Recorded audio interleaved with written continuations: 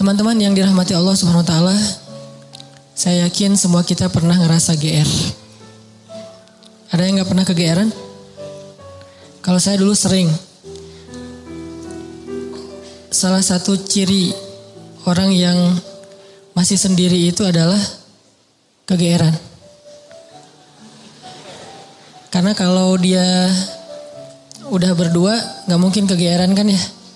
Kegeeran itu kan karena belum ada yang pasti kan. Sehingga dia kayak mensugesti diri sendiri bahwa dia tuh diinginkan. Walaupun sebetulnya enggak. Ngerasa diistimewakan walaupun biasa aja. Dan kegeeran ini kadang-kadang jadi kayak hiburan juga ya. Sebelum kita tahu realitanya ya. Selama kita belum tahu yang benarnya apa, GR kayak gitu sering bikin kita terhibur. Oh iya ya dia mikirin saya. Oh iya ya kayaknya dia pengen balikan. Tahu dari mana dia pengen balikan? Ini postingan saya di like gitu. Diperhatiin misalnya. Ada 60 like gitu ya. Perhatiin satu-satu dilihat. Oh gak ada. Posting lagi lihat lagi gak ada. Posting lagi sekali ada. Wah tuh GR langsung tuh. Langsung fallback. Terus fallbacknya tuh request dulu tapi pas request lama baru tahu realitasnya kemarin dia tuh bukan nge-like salah tekan gitu. Dia pengen apa gitu dikirain ada nge-tag siapa gitu kan tekan sekali ketekan 2 kali akhirnya jadi like dan dia nggak terlalu perhatian yang kayak gitu-gituan GR. Di sekolah dulu pernah GR juga kadang-kadang kita masuk kelas IPS karena di MIPA kita nggak lulus. Terus dia pas kita lihat list siapa aja yang masuk IPS, dia masuk juga. Wah, kenapa ya dia pilih kelas IPS gitu kan ya? Jangan-jangan gara-gara ada saya, GR gitu. Di kampus juga kayak gitu. Kenapa dia ngambil jurusan yang sama? Kenapa dia gak pulang-pulang kayak ngerjain tugas juga? Padahal biasanya dia pulang duluan, tapi kali ini pulangnya agak telat. Jangan-jangan nungguin saya. Sering banget yang kayak gitu-gitu bikin kita merasa kayak happy sendiri. Padahal apa yang kita rasain itu gak pernah terjadi. Semu gitu kan, fana. Jadi GR itu salah satu bukti bahwa dunia itu fana. Nah teman-teman, GR dengan manusia aja kadang-kadang menurut kita tuh agak nggak pas lah. Dan kalau kita sering kegeeran, kita sering kecewa. Makin sering GR, makin sering kecewa. Cuman kalau nggak GR juga jadi dianggap nggak peka. Kalau kita nggak GR, kadang-kadang jadi nggak peka. Kayak misalnya udah punya pasangan, kadang-kadang dia tuh kayak ngasih kode gitu, ngasih kode, aduh, malas banget mau keluar misalnya. Dia pengen, mungkin kalau kita nggak peka, dia sebetulnya tuh pengen agak kita tuh kayak begging gitu. Ayo dong temenin saya, aku nggak bisa keluar kalau misalnya sendiri, nggak enak kalau makan sendiri, kalau jalan sendiri. Dia pengen digituin. Cuman bahasanya malas aja keluar gitu. Dia nggak pengen keluar tuh gara-gara dia yang berharap. Tapi kitanya nggak kegeeran, akhirnya dianggap sebagai pasangan yang flat, yang nggak peka, yang garing, yang plain. Nah kadang-kadang GR butuh, tapi kalau porsinya kegedean malah jadi pemicu kekecewaan. Nah ternyata GR itu bukan cuman kejadian dalam kehidupan kita sama teman kita. Atau sama sahabat kita atau sama mantan. Kadang GR itu juga yang lebih parah berlaku antara kita dengan Allah. Dan ini tipis banget bedanya antara GR sama husnuzon. Itu bedanya tipis banget. Kita harus husnuzon sama Allah. Tapi jangan sampai husnuzon kita ke Allah tuh bikin kita kegeeran jadi gak dapat kebaikan apa-apa.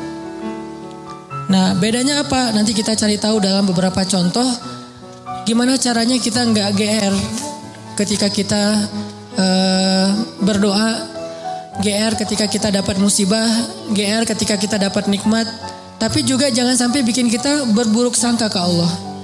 Jangan sampai juga bikin kita nggak bisa membaca tanda-tanda kebaikan dari Allah. Sehingga kalau udah kayak gitu kita malah jadi susah bersyukur. Nah kita akan bahas ini dalam tema tentang GR dalam bahasa Al-Quran mungkin bisa diistilahkan dengan orang yang salah satu di antara amrodul qulub, di antara penyakit hati. Cuman kalau disebut amrodul qulub, penyakit hati kan agak-agak berat ya, dan kurang sering kita alamin. Tapi kalau kegeeran kayaknya semua kita pernah ngalamin yang namanya GR. Kalau buat teman-teman yang streaming dari luar negeri, dari Malaysia, kan ada yang nanya tuh GR apa sih kan? Saya juga susah nerjemahin, ternyata GR tuh bahasa Malaysia, baru saya tahu tuh perasaan ya. Perasaan itu bukan meras ya. Perasaan itu GR versi Malaysia atau over confidence. Nah, ada salah satu paragraf ayat GR di dalam Al-Quran. Salah satunya tuh di surat Al-Kahfi. Coba teman-teman buka surat Al-Kahfi ayat 32. Ini kisah orang yang kegeeran. Surat Al-Kahfi ayat 32. Kalau ayat kisahnya sih sampai 44. Tapi kita baca beberapa ayat aja. Surat Al-Kahfi ayat 32 sampai 44. Al-Kahfi itu surat ke 18. Ayat 32. A'udzu billahi minasy syaithanir rajim. Bismillahirrahmanirrahim. Wadrib lahum mathalan rajulaini ja'alna li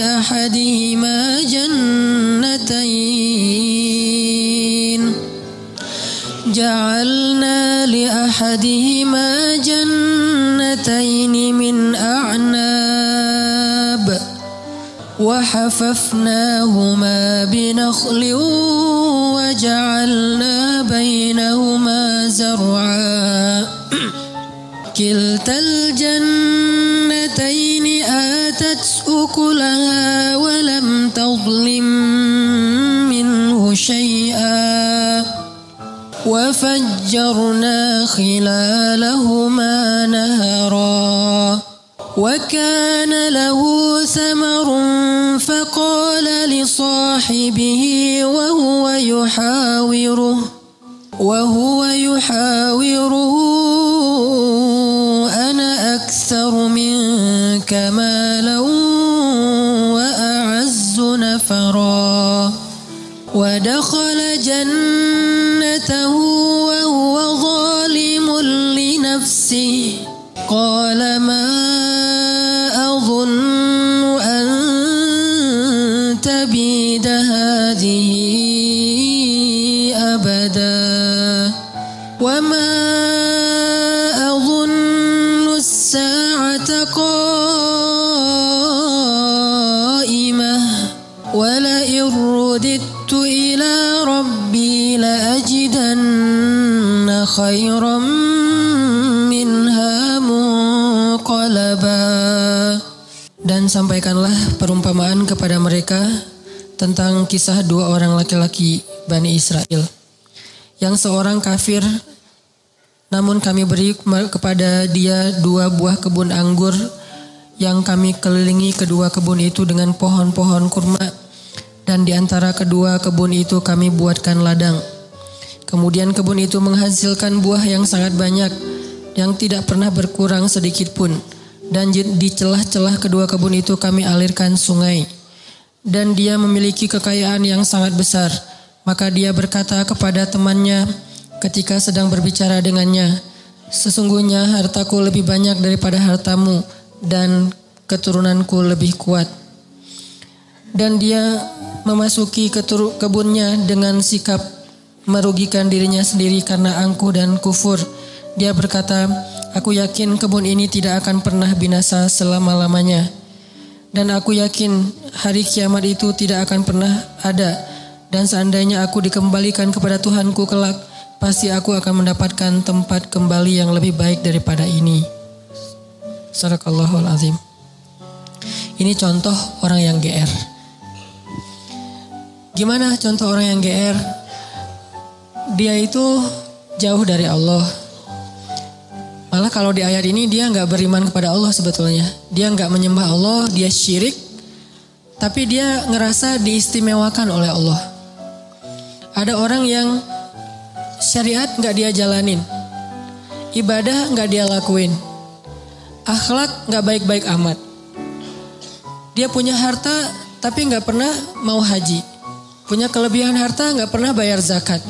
Nggak pernah bantu orang lain. Sholat sering ditinggalkan. Aurat dia buka.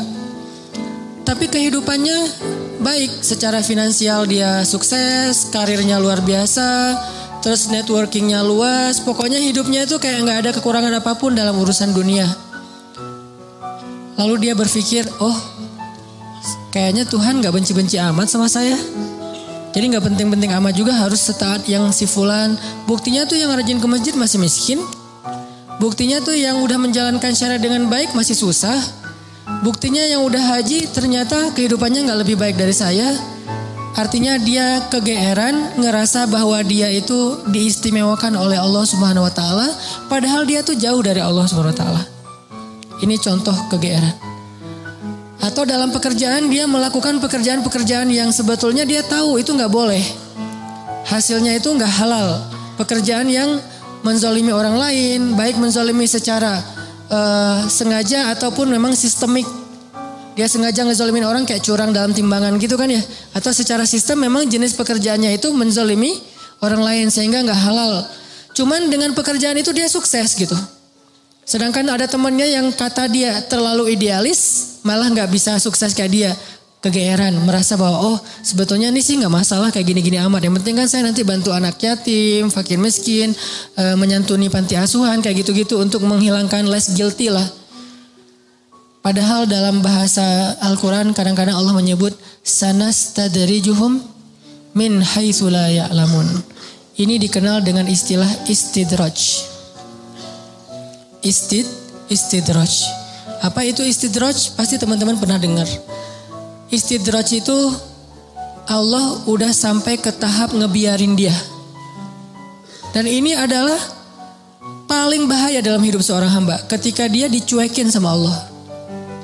Kalau Allah masih perhatian sama dia, ketika dia salah Allah tegur.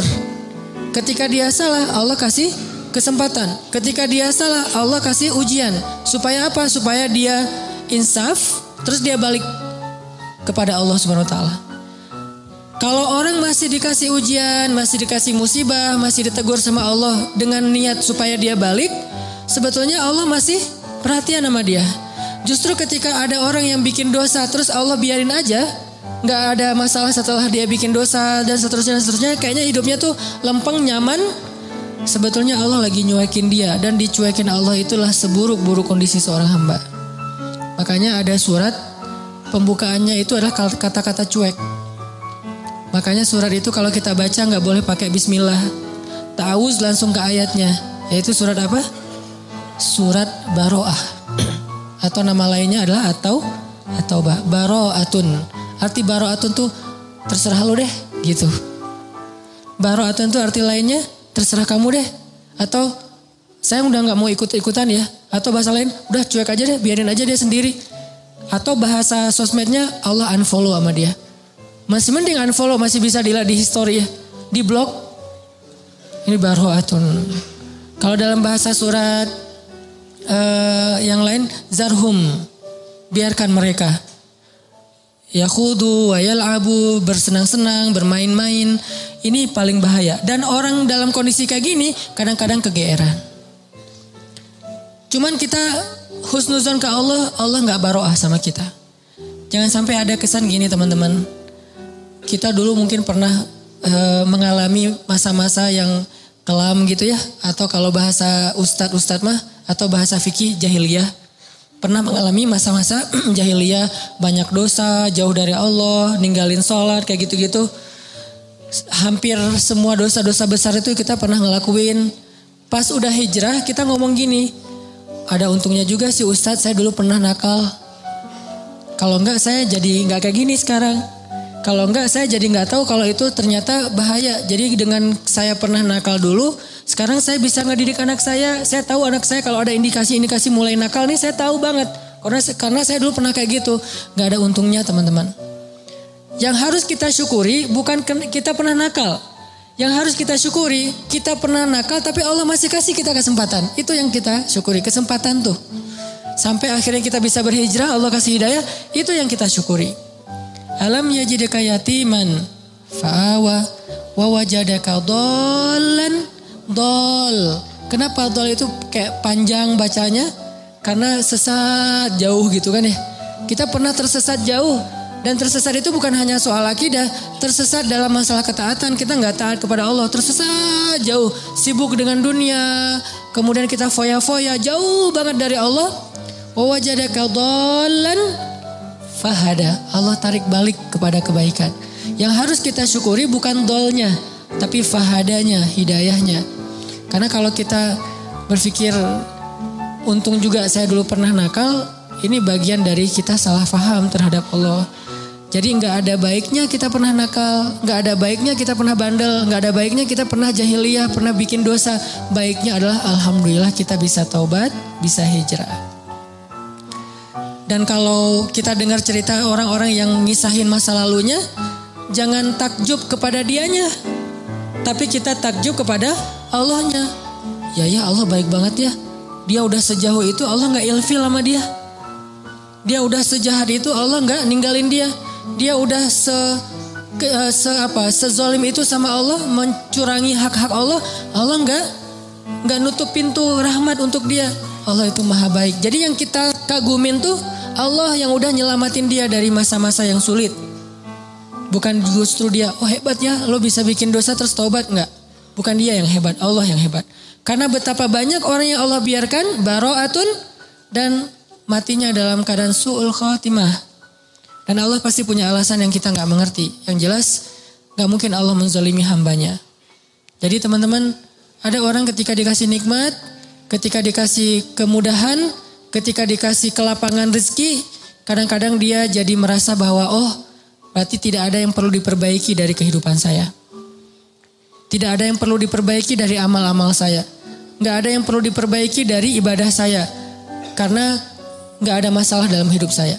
Seolah-olah dia baru mau memperbaiki diri kalau ada masalah. Bukankah jauh dari Allah itu masalah paling besar?